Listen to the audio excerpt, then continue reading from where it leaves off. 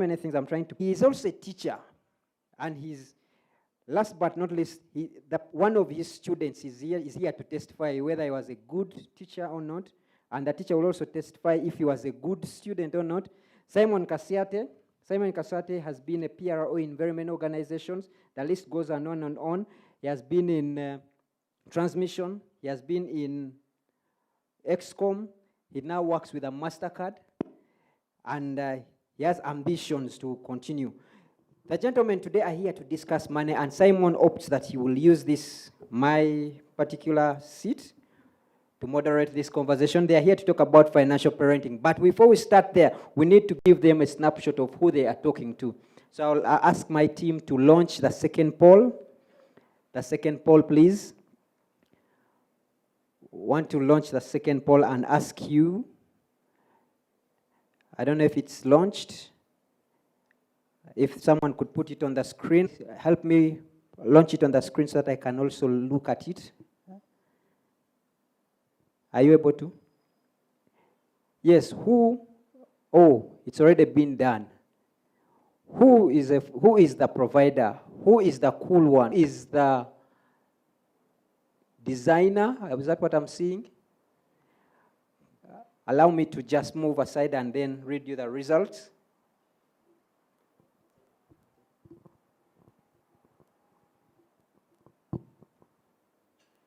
The poll states, in a family, who is the provider? Who is the caregiver? Who is the screen is not doing me any well. I just want to read you the results before you start. And the results show 84% say the father is the provider. 82%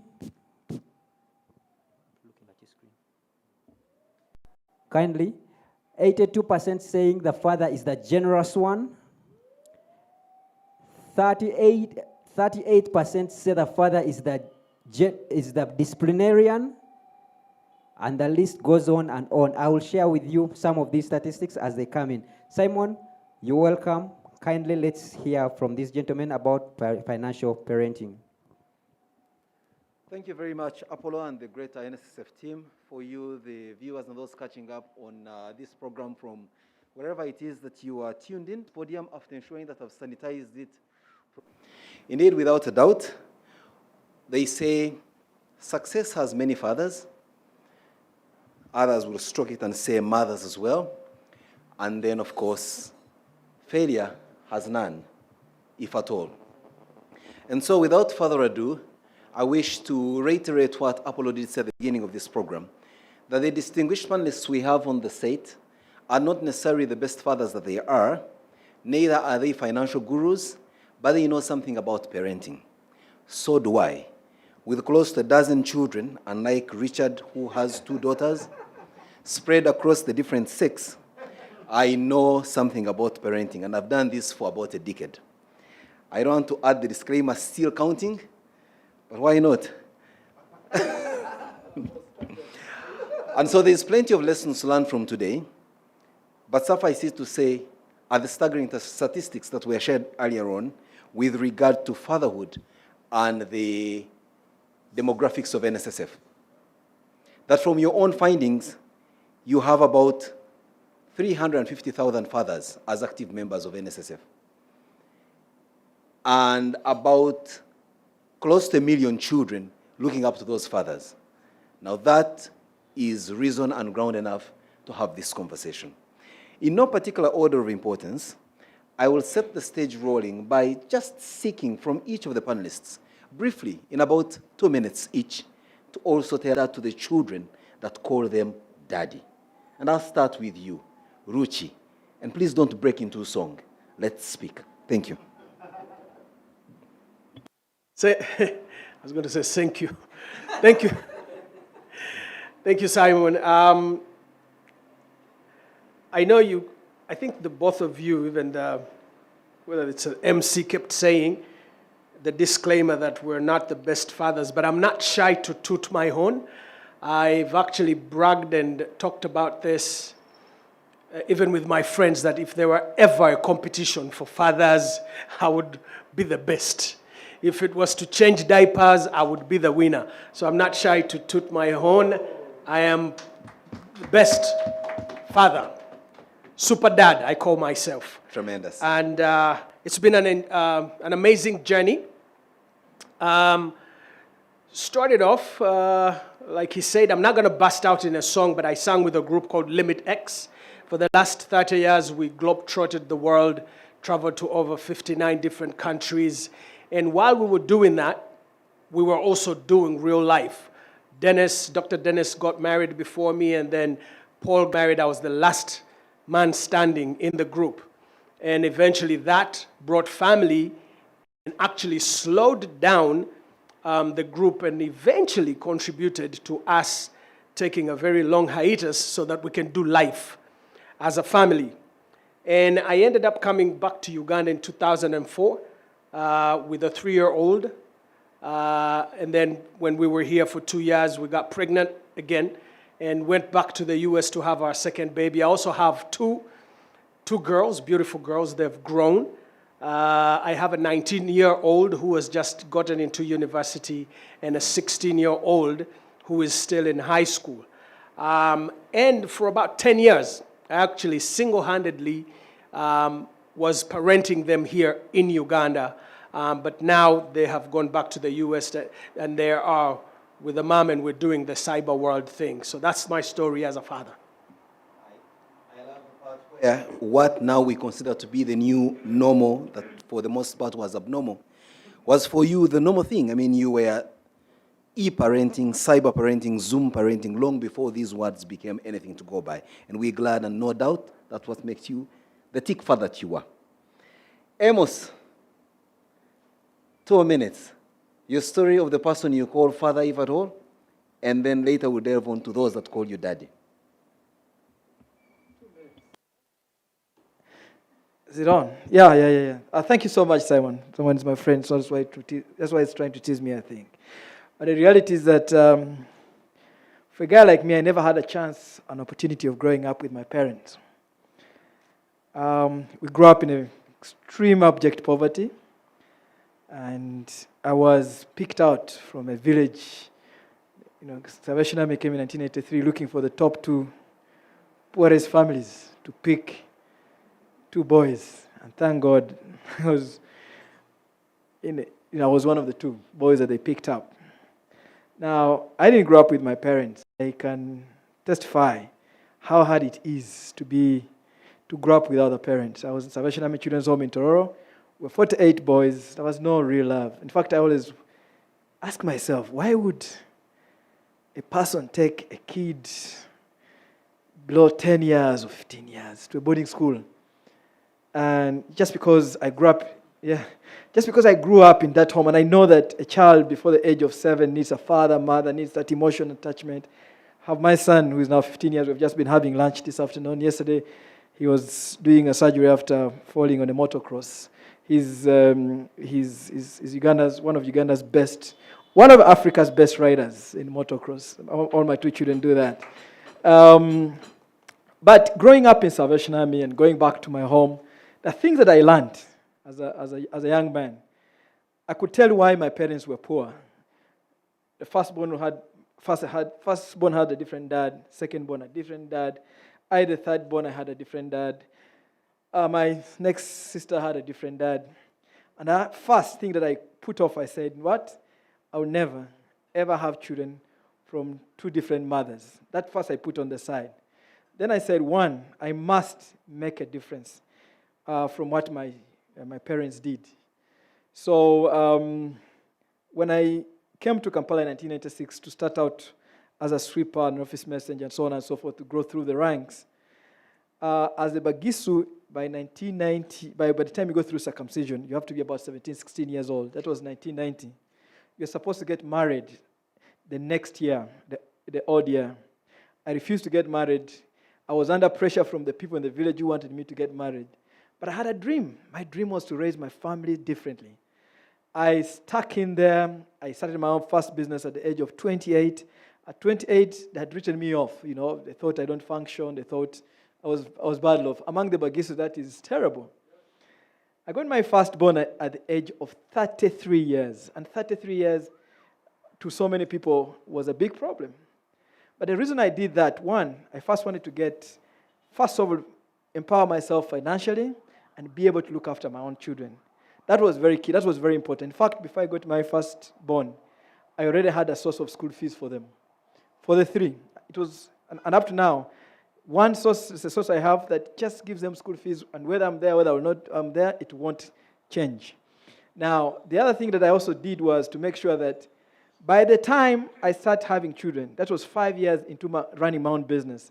And at that time, I'd grown a business that was able to function partly without me, because at the beginning you have to work 18 hours. When I started from the age of 25, I worked for 18 hours a day until the age of 33.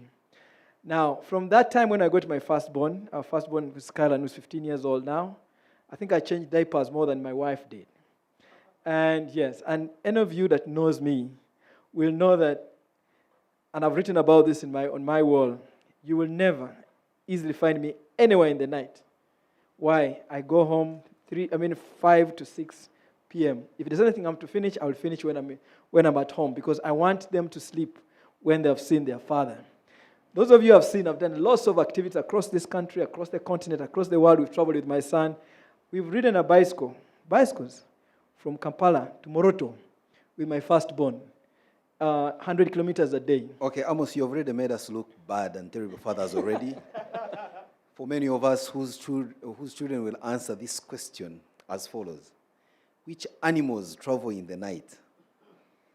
If the objectives are bats, cats, daddy, most likely they will circle C, daddy, because they only know that daddy travels in the night. The Uganda People's Defense Forces. And so I have Brigadier General Felix Solaije too, who by all standards is not stranger to many of us in this room and elsewhere that we're watching. Let's have him also share with us that snippet for 2 minutes of his experience as fathered, and then later he will tell us how he's fathering. Felix. Thank you, Simon, and good evening, all of you. Good afternoon, sorry. Me, I grew up with a father, fortunately, but no mother. And so from the age of 0, my father was my mother. Of the 9 children, I was the last born, because once my mother did her part, God said, "You have delivered, you come." So after 1 week, my sisters looked after me under the strict supervision of my father. I shared with my father his bed up to the age of 6. And if there is a man who is my hero, is my peasant father. For he refused to marry because of me for 6 years. He was still young. And when he did, the first woman he married, he chose a lady who had a son of my age, so that she does not mistreat me. How wrong he was. She did. So one afternoon, I'm following this colleague of mine who is following his mother, and I'm punched in the chest. And he asked, "Why have you beaten him?" She had no answer. He packed her off, took her back to Marara. Stayed another 3 years, remarried. And the lady he married decided piri-piri was to be my food. So I was quite a big child, but he saw me dwindling. So he asked, "Are you sick?" I said, "No." "Why are you losing weight when you are aware you don't eat?" Indeed, one day he comes home, picks my plate, and it was more of food in piri-piri than piri-piri in food. He packed her off there and then took her back to Rakai, where I had married her from. So the third one was warned, if you want to survive in that home, watch that young man. So for a man to send away his wives because of me was very humbling. And indeed, he taught me 4 values. 1, love for God. In our home, even if it was raining, you had to cut a banana leaf and go to church. It didn't matter how heavy the rain was. 2, if you worked, you had liberty from your father to go in the evening and go and play. So hard work was rewarded. 3, self-respect. Never do anything that will tarnish your name or the name of the family. He's a peasant man. 4, love people. And I've grown up valuing humanity. However small a human being is in terms of status, I always respect them. Be it a gatekeeper, a sweeper, I will give them respect at their workplace. Those are the first things my father taught me. And they have made me what I am today. Thank you very much. So As a father, when I got, unlike my colleagues who had planning for personal development, given what I had grown through, at the age of 14 I was beaten by a soldier, and I resolved to liberate the uniform from the fools who had it. So in the 8 I joined the army in 89, but I started the struggle way back in 81. I was arrested by a man called Christopher Gara to reveal where Museveni was. I didn't know. I was in Kabalega Secondary School. And I got beaten for it. So from then on, my resolve was very clear. The uniform must be captured from the primitive fellows, and the educated have it. So I stayed on to complete education because I did not want to be a non-educated soldier. On completion of university, I was taken to guard the president. So I had no life of my own. Monday to Monday, you are running either with the president or after him or ahead of him. So I leave presidential protection in 96 when my children are beginning school. I left university with a wife because I knew my life was not going to be in charge, so I carried the lady along with me. And so by the age of 33, I was already a father of 4. Yes. that was quick succession. 2 boys. I am a very hardworking man. And ever sober, so everything was done accordingly. Tremendous. Now, having seen that transition from you being raised single-handedly, and I'm sure not even just with the hands, complete with the legs by your father, and every one of you with the respective stories on how you were parented, I think now it's a moment for us now to delve into the conversation of today. There is so much that as fathers you're required to do, and many of you have shared, from changing diapers to guiding your children and teaching them life's principles. But today we're here to talk about the issue of financial parenting, and more so from the perspective of a father. And again, using the same 2D tab, we'll go through the formations of answering the following questions. I'm going to ask about 3 of them, which you wrap up in your about 15 minutes of presentation, each one of you, so that then we're able to drain out all the knowledge from you for the benefit of the fathers and children watching us right about now. When is the best time to have a conversation with your children about finance? Anyway, is there a moment when you should have a moment to have conversations of a financial nature with your children? Richard agrees that he does, and he has practiced that over the years. Does it work for you, Amos? When is that time? And how should it be structured? Say your answer in relation to what you have done, what you could do better if you haven't done it, what you can do if you are given a chance to do it. So it's a whole complexity of appreciation of the reality before us. Over to you, Amos. 15. This time you can speak us to drop. All right. Thank you so much, Simon. One thing about life is, and one thing about Uganda is that we're very, very shy in many ways, speaking about money. But at the same time, I think there's just non-understanding of what money is. Money is simply a medium of exchange for either services or goods. And when we speak about money, we are caught up in lots of confusion. I was listening to Dr. Suruma one time speak, and he said, for you to print 50,000 shillings will cost you the same as printing 20,000. It will cost you the same as printing 1,000 shillings. So basically, it's just a paper. But what is important is the ability to put on table a service or a product. And so if you actually make money, if you have money, and you don't provide a service, you don't provide a product, chances are that you're a thief. Now, so for me, I've been very blessed to learn that. And since I've grown, from a sweeper, grown through the systems working and providing service and products now, I have learned something about money. And one of the things that I've also learned, which I'm teaching, which I've told my children, is how, for example, do you grow wealth? For you to grow wealth, you need to first find a job, something that gives you an income. After you've had an income, the second thing you have to do is make sure that you save as much as possible from that income. Today I was just seeing my colleagues talking about 20% as saving. For me, I think if you have ability to save even 50% of your income, you stand better chances. Now, after you have saved, make sure that you wisely invest the saved money. So you have to be asking for wisdom. I always believe that you need knowledge, but for you to succeed, you need to apply knowledge correctly. And sometimes you can find people so brilliant, but with inability to apply knowledge, and that's lack of wisdom. I think for me, wisdom is divine, and something I always pray to God.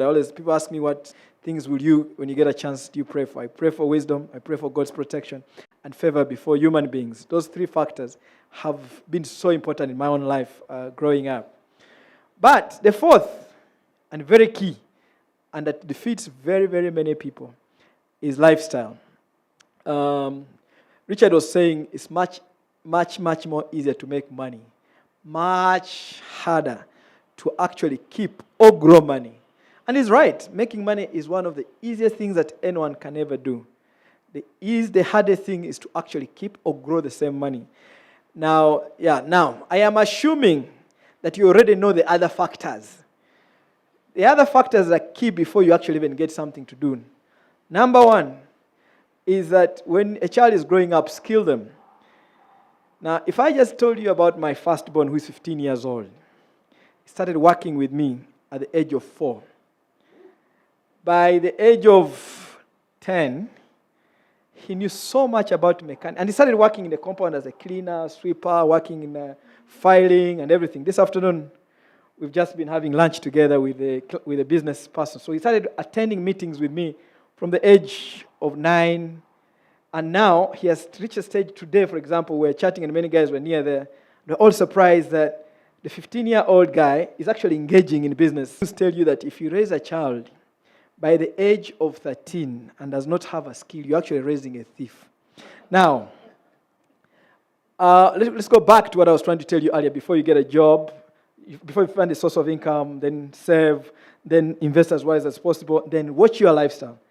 The other thing is that, the first thing that you look for in life, and I see young people in Uganda struggle so much to run for money, and they don't realize that people that have actually made money without having a skill come back when money is gone. That's why you see a person becomes a minister and is dropped. And 1 year later, the man has completely nothing. Why? It's because he has no skill to offer. The first thing you need to look out for in life is a skill. I can tell you that a person like Arugaba has done his finances. He understands money so well. That's why people demand his services. That's what it is. Kill yourself as. That's what I'm trying to teach my children. Now, me in tourism, I am not yet there. I am in tourism. Chances are that he will look for me. That's when you realize that your skill is relevant. Number 2, you need to look for network. So however skilled you are, you must have the ability to network, because networks will give you a chance to apply your skills. Now, when you have a skill, you have networks, the third thing comes easy. That's called money. Now, when money is lost, you can go back to apply your skill through your networks, and the money will still come back. And, of course, the last one will come automatically. It's called influence. When you have a skill you have networks, and you have a bit of money, the fourth thing comes automatically. That's called influence. Now, in my parenting journey, I was just telling you about my son, my daughters, all of them have worked with me every holiday in different parts of the business, from cleaning the compounds, washing cars. Now, by the time my son was 11 years old, today, you don't have to ask him to change tires. If my car has a problem, even mechanically, he can easily diagnose the problem of that. By 11, today is different. I was building my house.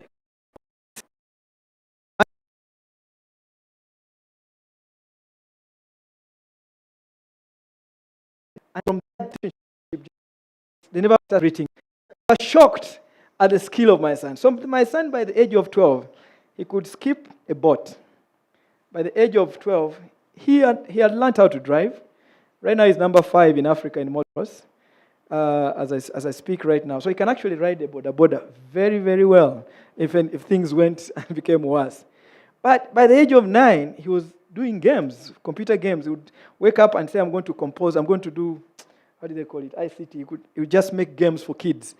And coding. To me, I used to tell him, but this is very important. I said, but Dad, this is just common sense, For me as a guy because he did not understand where I was coming from. So in terms of skills, whether it's a car, even his motorbikes, he can repair his motorbikes, change everything, so it makes much work easier. Now, then we started talking about money. Now, I have 3 children. I have one with 15, a son, I have a My daughter could almost be called a very mean lady because she never spends her money. She has to spend her money as a last resort. My son says, Dad, I am so skilled. I am going to exchange. And he does. He exchanges knowledge, skills. Everywhere he is, that's what he does. And he says, Dad, I will definitely spend, but I'm also going to earn it. I'm still confused about what life is all about. As we were talking about money this morning with my son in the morning. Now, of your life as an individual that you hate about this country, I can tell you it all. And if you want to make a difference in this country, the first place you're going to start at is actually at the family level. Never sit somewhere there and start pointing fingers when you are not able to actually look after your own family. And one thing that I have learned, and everything that I do, that with children, it's easy for you to tell them stuff, but I've learned that they are more interested in what you do as a parent. In fact, they try to do what you're doing as a parent. 2 days ago, I've been watching my son for the last 4 or 5 weeks. I have a spin machine in my home. My 9-year-old guy. Now, I have realized that he has been consistent so with money, it is okay to teach. It's important for you to have a discussion with them. But like Richard said earlier on, they must see you. How do you spend your money? It's very, very important. Are you able to look after the family? This morning, my son was asking me what I was going to do. The 9-year-old boy said, Dad, what are you going to be doing today? I said, I'm going to have meetings. But Dad, how do they pay you for just having meetings?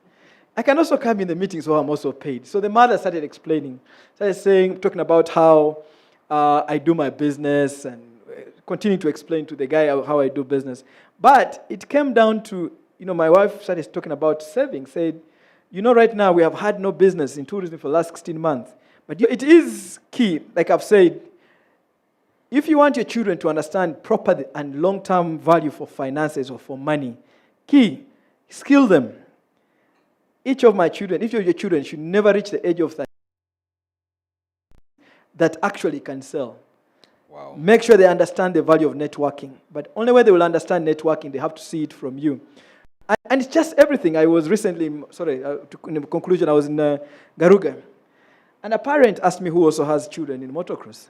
Said, why is it that your children can go and talk to all these village kids in Garuga? And they are friends, they walk around. I said, no, they see it from me as their father. They cannot just be told, you talk to everyone else. And I've seen that parent also doing the same now, talking to the guys. And now he can see his children following suit. You know what I'm talking about? That's what happens. So children will always read from us, and they will understand things from us. So in his last point, you can see it's very clear what is reported in this adage of monkey do what monkey sees. And that's not to denigrate our children to the level of monkeys, but it's simply to say that children, or primates for that matter, really do copy habit. They learn and they appreciate even that's not said, but that is seen and appreciated from their parents. I mean, we're in a situation where many a times we are unable to explain what we are as parents or fathers, how our lifestyle is vis-a-vis what our humble earnings are. And that's where I bring in the Brigadier General to say, you came in your introductory remarks and said you have a number of children, all of them educated, and from a humble soldier's salary. Many a times we see people with seemingly with everything. They own the cheaper one of 500 to our children that we are super daddies. That level of dishonesty, and which is honesty with your children, say, look, I earn humbly, and we must live within the size of the cloth to make this well.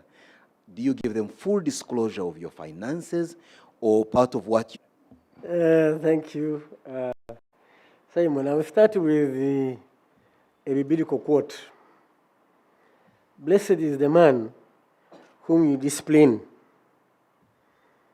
O Lord, and whom you teach out of your law. Psalms 94, verse 12. And the second one I want to share with you is from Job, chapter 5, verse 7. Behold, blessed is the one of the Almighty God.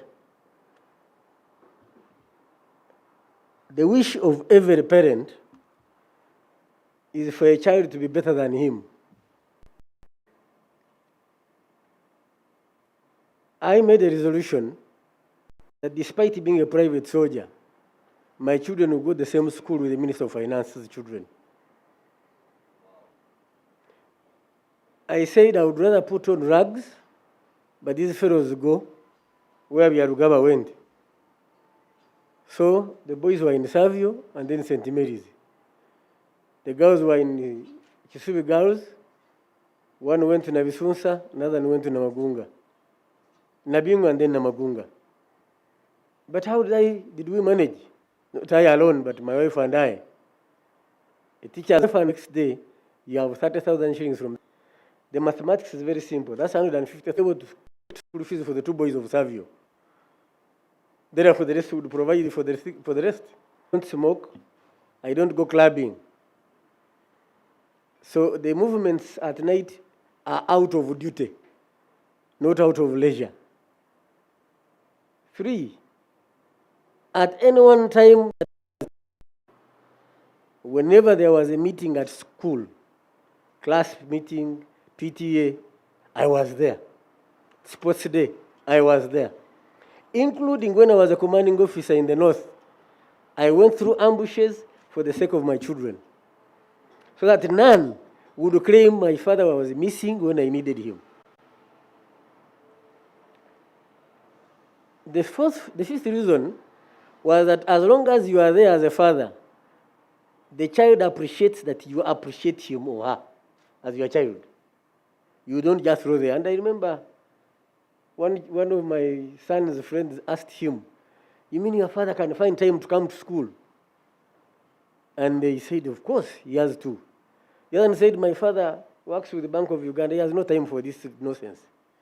So to go to school, to his son's school was a nonsense. What drives me in this? Besides being better, I believe every parent has a duty and responsibility to give Uganda responsible children.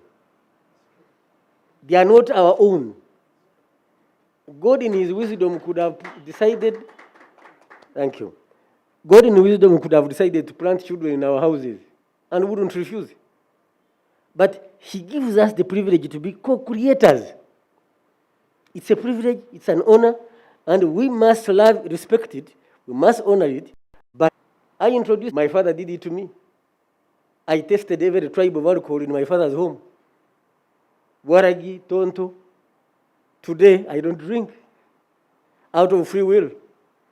My father, like I told you, whenever you finish working, he expected you to go playing. So I went dancing when I was in senior one, whenever I'm in holidays. Today, dancing is not an issue. I dance in my house. I had chance with the girls as a young man. Today, I just look and praise God for his creation. That's it. Because what haven't I seen? To use the words in the book, in The Lion and the Jewel, I have seen the big and the small. So there's nothing that is exciting me anymore. What am I saying? The ability to balance discipline with exposure. I learned it home, despite my father being a strict man, but when you did what his bidding, he gave you freedom to expose yourself. I did the same until it paid off. That fellows are disciplined. Now I have a grandson from my son. Just to guide you a little bit, the financing bit of it, for them to I'm coming. appreciate. I'm coming. So for me, I believe in the wholesome training of a child. And I have one problem, if I may call it. When I see a bigger problem in society, it's what I go for. When I saw the educated were wearing uniform, I went for the uniform. I remember when I was living in Makerere, I had 35 people, including Honorable Katunta. I normally tease him. On the last day, he disappeared from me. Now he's an honorable member of parliament. I salute him. When I noticed that children, the society was adoring money, all right? Society adored money irrespective of where it is coming from. My direction, therefore, was to teach my children decency. That money is not everything, it's only a facilitator. So, when it came to pocket money, they were given pocket money they need. And the reason was, this is what you can afford. 2, my wallet was never secret. On reaching home, the wallet is tossed on the dressing table. So whoever looked through it was free to look through it. My bank account with my wife was one. My own bank account. She had her own, but mine was joined. Transparency. The first car I had was a government car. We used to call it Mukokoteni because it was the DMC. But touch me when I'm in civilian, you receive it through me.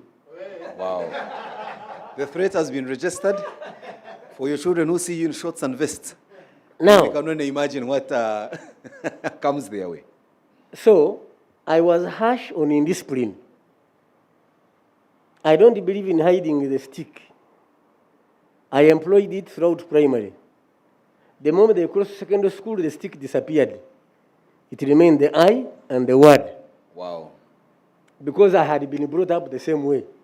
My father's house, if you joined senior one, you would graduate from the floor to sit on the table with him.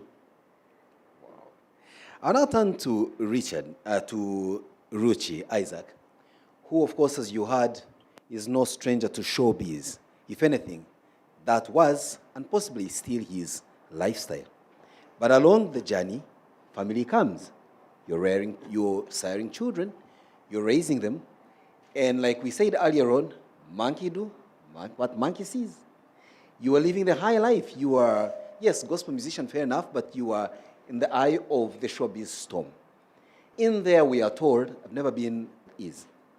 How are you able to balance with his 2 daughters, aware that, especially when it comes to appreciation of money, for as they grow up, money becomes something else in directing and charting the path of ladies and how they grow through their career path of growth and development and as private individuals. Ruchi. Thank you, Simon. Monkey see, monkey do. This is exactly allowing them to express themselves and to not be shy to pursue their passions. They understood very early the definitions of passion and purpose. And because they saw and knew and heard the stories, and they were reading stories about which was in the creative arts or the entertainment industry. So my kids were exposed to that early, and they started early in these fields and actually started making money in some of these, and it's not a crime to find somebody to pay you for that. And I believe that they're still carrying on with that. And of course, wanting to do and give them good things, we hustled and worked very hard, and I wanted to put them in international schools and started off putting, the first one was at Rainbow, and then I was like, you know what, I'm not an expatriate. Why am I,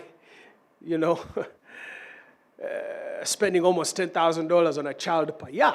So eventually I found another international school that would allow for both for a lot less. But I had issues, again, even with the school systems, because I remember one of them getting rebuked because she had missed a class or two to do a gig.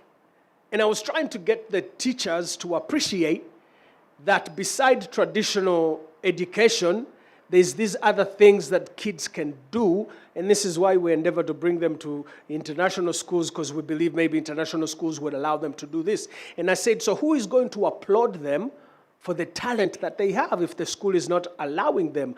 2 days out of school, but my child was 12 years old, and she was emceeing a gig with about 400 people, adults and children. I said, how many 12-year-olds can do that? And a week or two after that, the younger one was about 9, and she was in a film.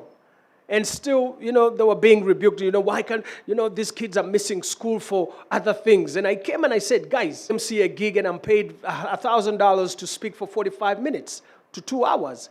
They were like, no, don't tell that to children, because, I say, no. Somebody has to be able to applaud, encourage them in these other areas. So I was very intentional in getting them to appreciate that, find that thing that makes you tick, that you're passionate about, that you love, and then find a way of getting somebody to pay for that. And you will never look back. And they've continued that way. About 3 years ago, they eventually moved to the US. They're in California, not very far from Hollywood. And then we call them domestic. There's a saying, the way they say it in French, how many degrees. And the creatives are not something that you look at. And we had a few arguments, and I said, but the kids are not going to fall very far from what the dad does, I've been a creative, and this is how I've carried our weight, all of us, in the family, we have people that are industry people. My younger brother is a filmmaker. He was one of the assistant directors on Queen of Katwe. And I encourage them and push them that way. From when they were young, they appreciated that you can actually be paid for that thing that you're passionate about. I encouraged them to also be able to find solutions to needs, and don't be shy when you find that solution to that need. Don't be shy to be paid for that. I remember I started an initiative in 2011 called City Yange. City Yange was an initiative to clean this city every last Saturday of the month. This came out of a problem that I saw. Having lived in the diaspora, I would drive from Minister's Village to come to town, and you pass places and you see a lot of buchafu and dirt, and you keep thinking, what is KCCA doing? And this is when Jennifer Musisi had just come in, and she was shining, and I thought, let's come up. So we came up with an idea that as you put them